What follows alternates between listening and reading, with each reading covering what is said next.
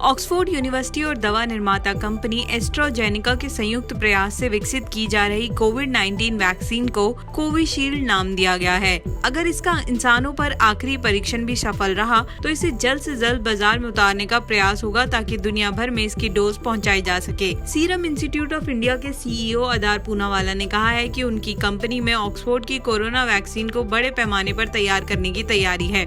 उन्होंने कहा कि इस साल दिसंबर तक कोविशील्ड की 30 से 40 करोड़ डोज तैयार कर ली जाएगी। उन्होंने कहा कि कंपनी इसी हफ्ते भारतीय दवा नियामक के पास कोविशील्ड के लिए लाइसेंस का आवेदन देगी।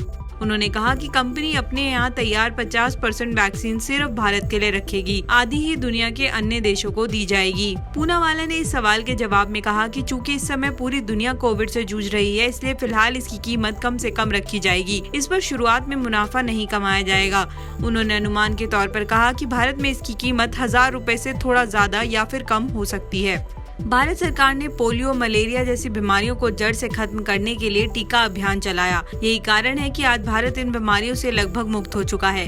कोविड-19 महामारी की चुनौती इन बीमारियों के मुकाबले कहीं बड़ी और ज्यादा कड़ी है।